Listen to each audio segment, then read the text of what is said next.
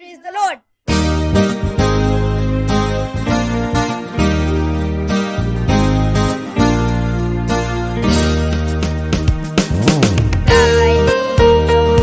The way Jehovah will bring this barren land. I am weak, but thou art mighty. Hold me with thy powerful hand. Bread of heaven, feed me till I want no more. Feed me till I want no more. Guide me, won't you guide me all the way. Guide me, won't you guide me all the way. Open now the crystal fountain, whence the healing stream doth flow. Let the fire and cloudy pillar lead me all my journey through. Strong deliverer, be thou still my strength and shield. Be thou still my strength and shield. Guide me, won't you guide me all the way. Guide me, won't you guide me all the way.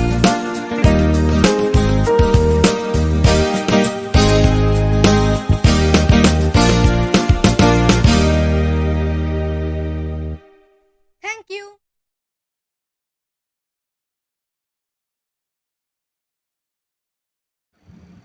రైతుల దేవునికి స్తోత్రం కలుగును గాక. వాక్య సందేశానికి ముందుగా చిన్న ప్రార్థన చేసుకుందామండి. స్తుతులకు పాత్రుడు మా ప్రియ పరలోకపు తండ్రి, నీ ప్రియ కుమారుడు మా రక్షకుడు నైనా యేసుక్రీస్తు వారి సజీవమైన నామంలో మమ్మల్ని ఎంతవరకు సజీవులుగా ఉంచి ప్రభా ఈ చిన్న పరిచర్యను ప్రభా ఇలాగున మీరు నడిపించుతున్న విధానం బట్టి స్తోత్రాలు చెల్లించుకుంటూ ఈ దినం కూడాను ప్రభా మీ మెల్లని స్వరాన్ని వినుటకు వినగలిగిన చెవి, గ్రహించగలిగిన మనసు, లోబడ హృదయం ప్రతి ఒక్కరికి అనుగ్రహించి మీ ఆశీర్వాదములతో దీవెనతో నింపుమని యేసయ్య అతి శ్రేష్టమైన నామంలో ప్రార్థిస్తున్నాం పరమ తండ్రి. ఆమేన్. 2వ కొరింథీయులకు రాసిన పత్రిక 4వ అధ్యాయం 8వ వచనాన్ని చదువుతున్నాను. ఎటు పోయినను శ్రమపడుచున్నను ఇరికింపబడు వారము కాము. ఎటు పోయినను శ్రమపడుచున్నను ఇరికింపబడు వారము కాము. కాబట్టి శ్రమలో మరి తమకు తాము తెచ్చుకునే శ్రమలు ఉన్నాయి, మరి ఇతరుల ద్వారా వచ్చే శ్రమలు ఉన్నాయి, మరి దేవుడు అనుమతించే శ్రమలు కూడా ఉన్నాయి. కనుక మరి మనము తెచ్చుకునే శ్రమల గురించి మనం తెలుసుకున్నాం. ఇతరుల గురించి ద్వారా అంటే బంధువులు కావచ్చు, స్నేహితులు కావచ్చు, శ్రేయోభిలాషులు కావచ్చు, రక్త సంబంధులు కావచ్చు, కడకు సంఘస్థులు కావచ్చు, కుటుంబస్తులు కావచ్చు. కాబట్టి ఇతరుల ద్వారా వచ్చే శ్రమలు, దావీదు జీవితాన్ని గురించి ఈ దినాన తెలుసుకున్నాం. 1 సమూయేలు గ్రంథం 17వ అధ్యాయం 12, 13, 14, 15 వచనాలు చదువుతున్నాను. దావీదు యూదా బెత్లెహేము వాడకు ఎఫ్రాయితీయుడైన యెషయా అనువాని కుమారుడు. యెషయాకి 8 కుమారులు ఉండరు. అతడు సౌలు కాలమందు జనులలో ముసలివాడై ఉండెను. అయితే యెషయా యొక్క 3 పెద్ద కుమారులు యుద్ధమునకు సౌలు వెంటనే పోయి ఉండేది. యుద్ధమునకు పోయిన అతని 3 కుమారుల పేర్లు ఏవనగా, జ్యేష్ఠుడు ఎలియాబు, 2వ వాడు అబినదాబు, 3వ వాడు షమ. దావీదు కనిష్ఠుడు. పెద్దవారైన ముగ్గురు సౌలు వెంటన పోయి ఉండరు. కానీ దావీదు బెత్లెహేములో తన తండ్రి గొర్రెలను మేపుతూ సౌలు వద్దకు తిరిగి పోవచ్చు వచ్చుచూ ఉండను. ఆ 1వ వచనం నుంచి 11వ వచనం వరకు మనం చూసినట్లయినచో ఇశ్రాయేలీలకు ఫిలిస్తీన్లకు తరచుగా యుద్ధం జరుగుట ఎలా లోయలో జరుగుతుంది. లోయ ఇరుప్రక్కల 2 పర్వతాలు ఉన్నాయి. ఆ పర్వతాల మీద ఒక ప్రక్క ఇశ్రాయేలీలు, మరొక ప్రక్క ఫిలిస్తీన్లు ఆడ కూడి ఉండుట జరుగుతుంది.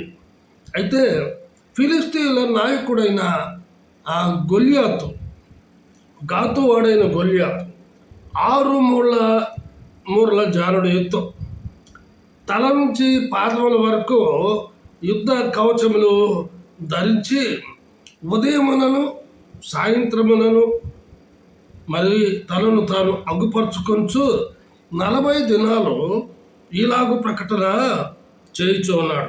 చూడండి, మాటలు చదువుతున్నాను. 8, 9 వచనాలు, ఇదే అధ్యాయం. అతడు నిలిచి ఇశ్రాయేలీల దండు వారిని పిలిచి, యుద్ధ పంక్తులు తీర్చుటకై మీరెందుకు బయలుదేరి వచ్చితిరి? నేను ఫిలిస్తీయుడిని కనా? మీరు సౌలు దాసులు కరా? మీ పక్షముగా ఒకరిని ఏర్పరచుకొని అతని నా యుద్ధకు పంపుడి. అతడు నాతో పోట్లాడి నన్ను చంపగలిగిన ఎడల మేము మీకు దాసుల మగుదాం.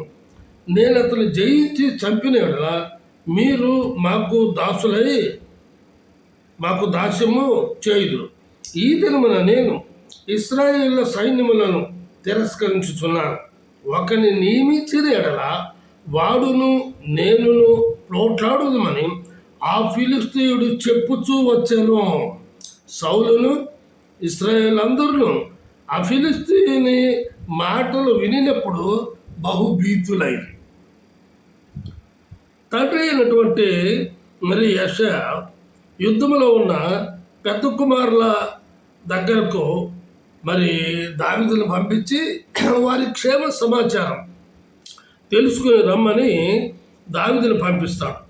అదే సమయంలో ఆ ఫిలిస్తీయుడు అయినటువంటి నాయకుడైనటువంటి గొల్యాతో చెప్పినటువంటి మాటలు తను విన్నాడు. వింటూ రాజు అయినటువంటి సౌలు కూడా ఒక ప్రకటన చేయించు వచ్చాడు. అది కూడా అతడు అరకొరగా ఆ సందర్భంలో ఆ గందరగోళంలో విని అడుగుతూ ఉంటాడు. చూడ మాటలు చదువుతున్నాను. 24వ వచనం నుంచి, ఇశ్రాయేల్ అందరూ ఆ మనుషుని చూచి మిక్కిలి భయపడి వారి ఎదుట నుండి పారిపోగా, ఇశ్రాయేలీయుల్లో ఒకడు వచ్చుచున్న ఆ మనిషిని చూచితే నిజముగా ఇశ్రాయేలీయులను తిరస్కరించుటకై వాడు బయలుదేరుచున్నాడు. వాడిని చంపిన వానికి రాజు బహుగా ఐశ్వర్యము కలుగజేసి తన కుమార్తెనిచ్చి పెళ్లి చేసి వారి తండ్రి ఇంటి వారిని ఇశ్రాయేలీయులలో స్వతంత్రులుగా చేయుదుననగా, దావీదు జీవము గల దేవుని సైన్యమును తిరస్కరించుతున్నట్టుకు ఈ సున్నతి లేని ఫిలిస్తీయుడు ఎంతటివాడు?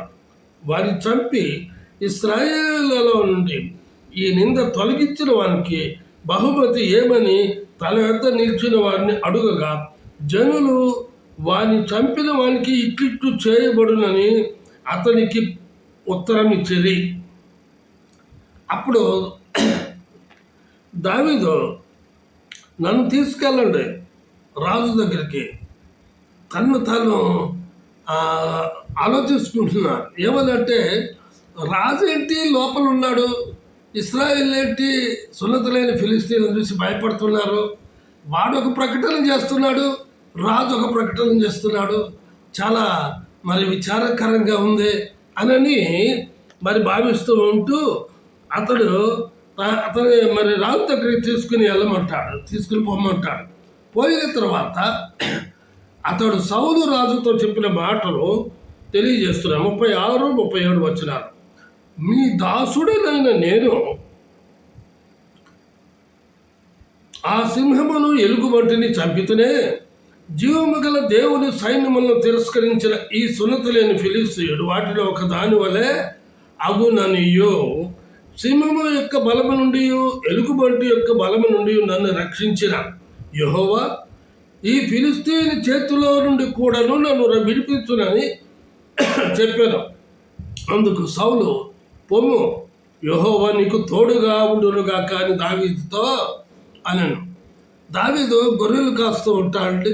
ఆ గొర్రెలు మరి కాల్చుండగా సింహం ఒకసారి వచ్చి మరి ఆ గొర్రె పిల్లను తీసుకుపోతూ ఉంటే దాని నోట నుండి దాన్ని చంపి ఆ గొర్రె పిల్లను రక్షిస్తారు. అదేవిధంగా ఆ ఎలుగుబంటి కూడా ఆ గొర్రె పిల్లను తీసుకువెళ్తూ ఉంటే దాని నోట నుంచి ఎలుగుబంటి నోట నుంచి గొర్రె పిల్లను రక్షించి ఆ ఎలుగుబంటిని చంపివేట. ఈ దృష్టాంతాన్ని సౌలు రాజుకు తెలియజేస్తాడు. తెలియజేసినప్పుడు సౌలు ఆశ్చర్యపోతాడు. బాలుడు, ఎర్రని వాడు, చురుకైన వాడు ఎంత ధైర్యంగా సింహాన్ని ఎలుగుబంటిని చంపగలిగినాడని నమ్మి ఏమైనా సెలవుస్తున్నా అంటే యెహోవా నీకు తోడుగా ఉండును గాక అని అంటాడు. ఇతరుల ద్వారా వచ్చేటువంటి శ్రమలు, ఈ ఫిలిస్తీన్ల ద్వారా తరచుగా ఇశ్రాయేల్కి శ్రమలు వస్తూ ఉంటే అట్టి శ్రమలను ఎదుర్కొనవలసినటువంటి రాజు కూడా ఒక ప్రకటన చేయడం. కనుక ఇక్కడ గమనించినట్లయినచో ఎప్పుడైతే ఆ మాట మరి రాజు ద్వారా మరి తెలుసుకొని మరి అలాగా గొలియాతు దగ్గరికి వెళ్తాడు. అక్కడ ఏం జరిగిందో చూడండి. 38వ వచనం నుంచి నేను చదువుతున్నాను.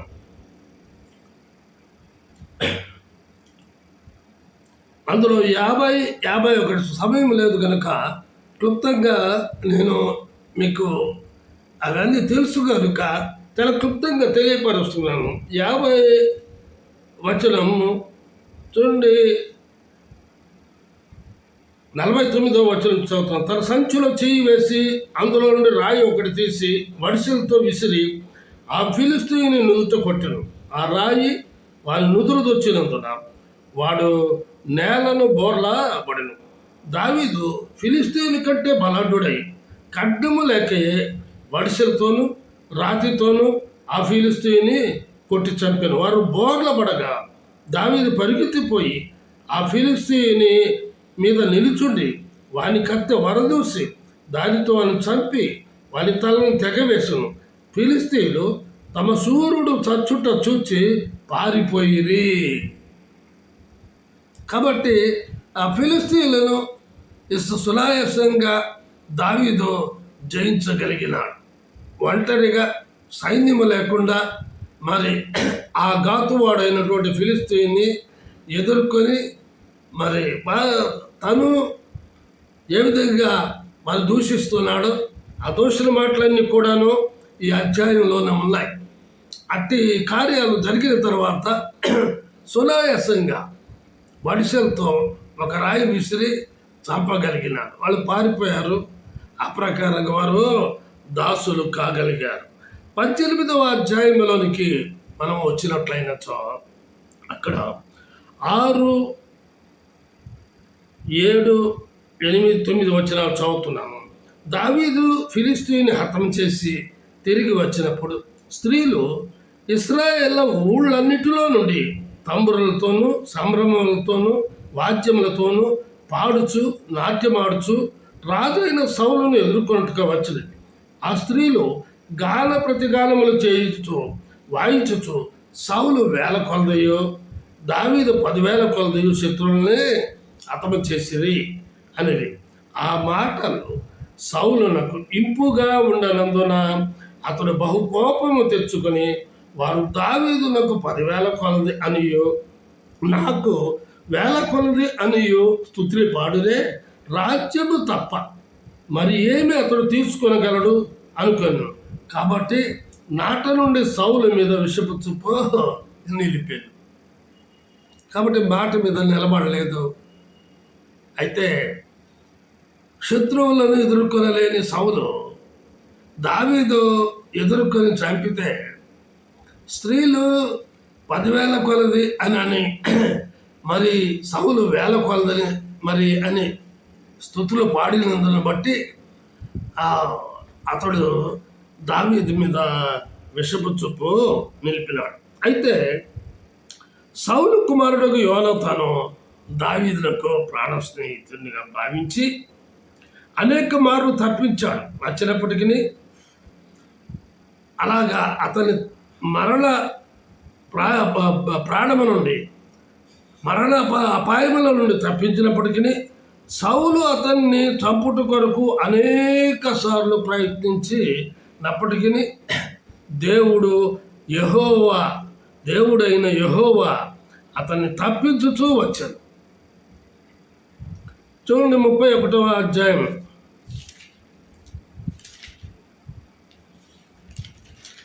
1 సమూయేలు గ్రంథం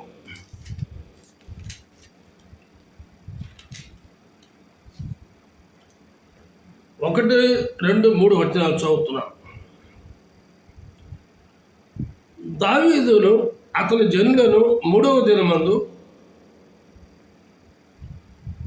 31వ అధ్యాయము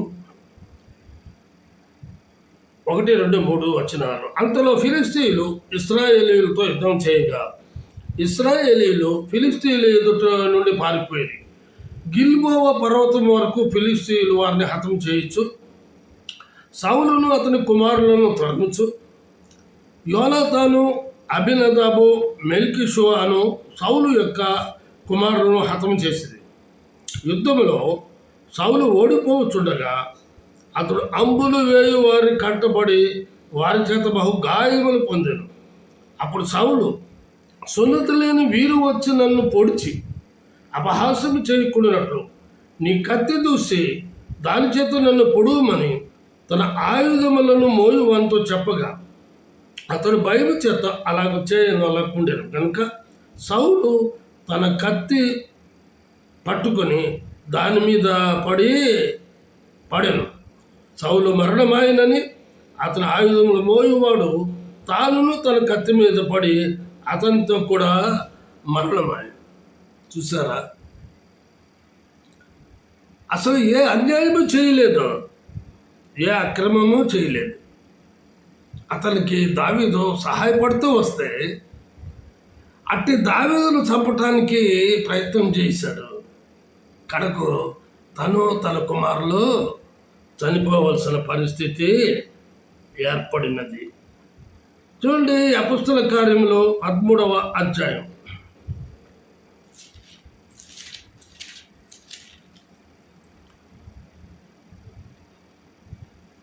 22వ వచనం.